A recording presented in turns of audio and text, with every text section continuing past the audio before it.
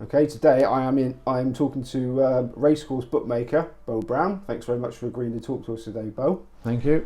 Right, first of all, you're a Racecourse bookie. When was the last time you had to restrict somebody's bet? I've never restricted a bet. So everybody gets what they want when they come up to you? Yes, within reason. Well, I did restrict one at Goodwood years ago. Guy asked for a 10,000 to 1 each way, an O'Brien horse, his second string, as it was going in the stalls, one to load, and it was already my worst. So I offered him half, and he said, "Call yourself a bookmaker." And the horse took it up at the furlong pole and finished fourth. So I would have got the money, but. Can you just give us what's the brief history of West End racing? West End race. Started at the Dogs. Was at Portsmouth Dogs prior to the pitch, auctions going in 1999. Then branched into the Racecourse. Prior to that, I was registered with ATMRC as a professional gambler, and then I switched sides and became a bookmaker of horses and dogs. So you were a professional gambler before? Yes. And what was your speciality there? Horses and football. And how did you have an edge? Just through memory, watching, listening, and made it pay for many years, and had 2 ATMRC inquiries about it and ended up paying them zero because there's no tax on profit that you make from gambling through the Graham Greene when they took the government to court. I think it was 1910. So okay, right. So you mentioned you went with the auctions, and I remember when you came in, you were one of the few that bought in early, and are still here to tell the tale. What's the biggest mistake that those that did their money in double quick time made? They wanted to make too much too quick.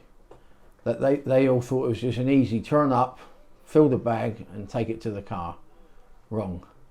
There's a lot more in it. The expenses now are going up.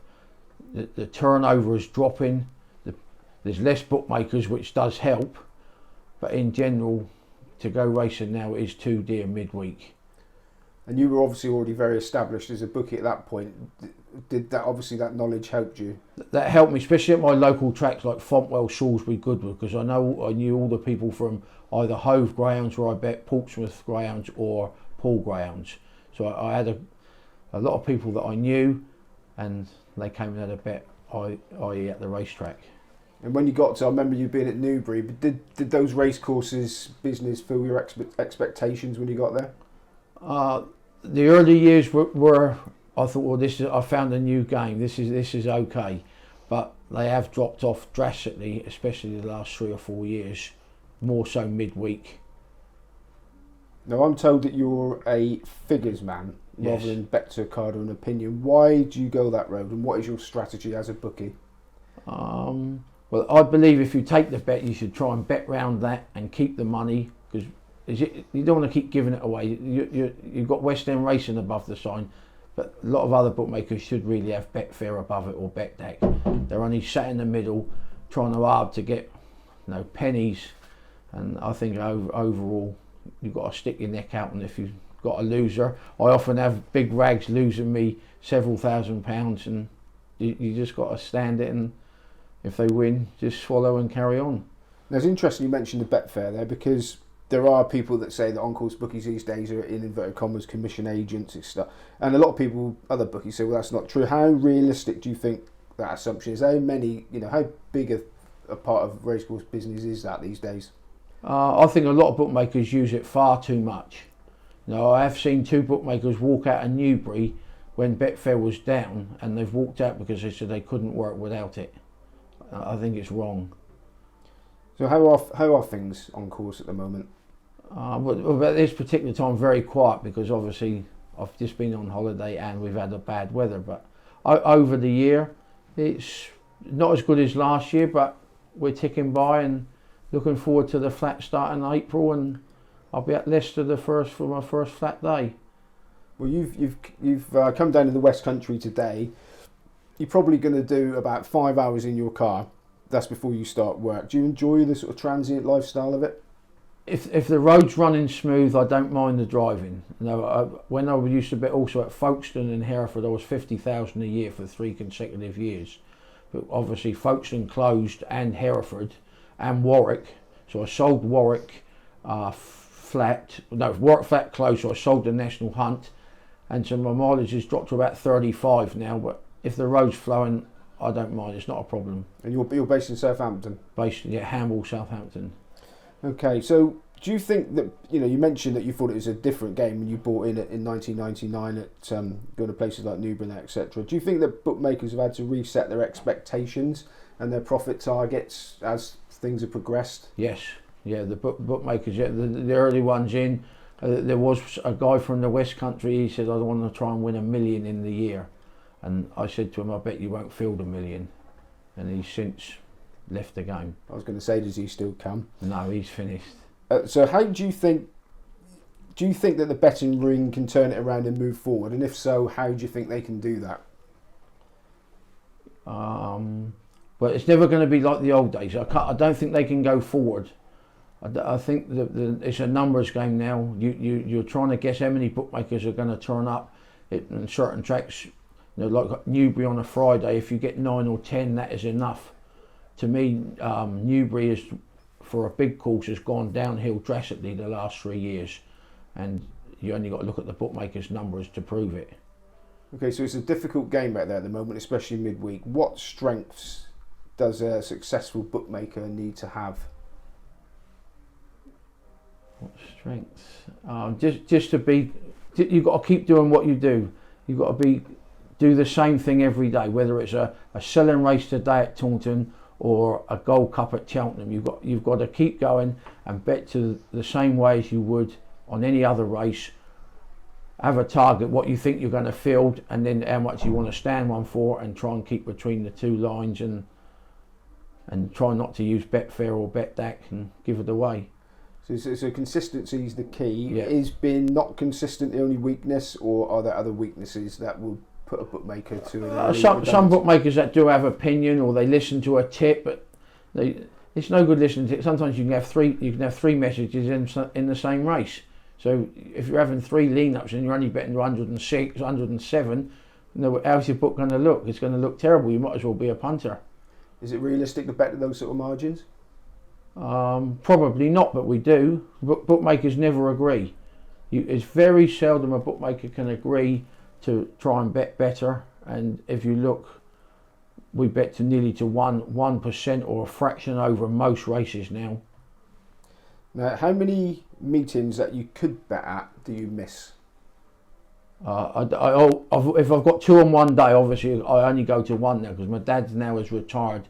He hasn't been out for 2 years. So if I've got 2 meetings, I go to 1. I never just miss a day. If there's a race meeting, I've got a pitch there, I go. Now, I've been talking to a couple of bookmakers while I was waiting for you, so I've had to pencil in some questions. Now, I'd like to know the Trap 6 story, please. The Trap 6, that was with my dad, HMRC. He had an investigation. He used to have a betting shop in a village called West End. That's where I've got the name from, West End Racing. And we had this young customs guy come in. Well, he looked about 12, but he was probably 23 or 4. And he looked in my dad's dog books, and all of a sudden he said, "Mr. Brown, I've got you at last." He's phoned the boss, and within 20 minutes we had 7 customs and excise officers in and around the shop. So when he tried to explain to his boss, he said, "Mr. Brown has been fiddling us greatly." This is when you paid on-course betting duty, which was 4p in the pound then. He said, "Mr. Brown hasn't been declaring the Trap 6 in any of these field books I can find." And he got taken to one side by his boss and said, "Portsmouth don't have a Trap 6, they race 1 to 5. He said, "Mr. Brown, your apology would be in the post. Thank you and goodbye." And they all left. Did they leave you alone after that? And then we were left alone there for 12 months or more. And also, I'd like to know about the bolted down bin. The bolted down bin. That was a good story. There was a good judge at Hove. I can't remember his name at the moment, but he knew everything. If he didn't know it, it wasn't worth knowing. And he used to go to trials, and he watched this dog, and he thought this particular night this was his chance, first time off of trials. Well, not many dogs at Hove won off of trials because the management didn't like it. But he managed to have £200 at 6 to 1. It went off at 3 to 1. It led round the first, second and third bend, 4 or 5 links clear, and looked to be going away. All of a sudden it started to tread water, and he's got caught on the line. And it went from him running, so he's gone up to the bin, which was in front of the 3 bookmakers as you come out the door on the right. But what he forgot to realise is it kept blowing away in the wind, so the management bolted it to the ground. He didn't know that. He went up and kicked it and virtually broke his leg, and he got a bit of stick for it for many, many weeks. Now you're a family man. How do you separate your working day when you're having a bad losing run from being at home? Well, I don't try and reveal the figures. If I've won, I've won. If I've lost, I've lost. I try not to show it. No, if people have seen me lose 1,000 or 2,000, I try not to show it on my face, and the family wouldn't know if I've won or lost. We go out for dinner or whatever. I take my 2 sons have now moved on, and they're working for Star Lizard, and we go from there.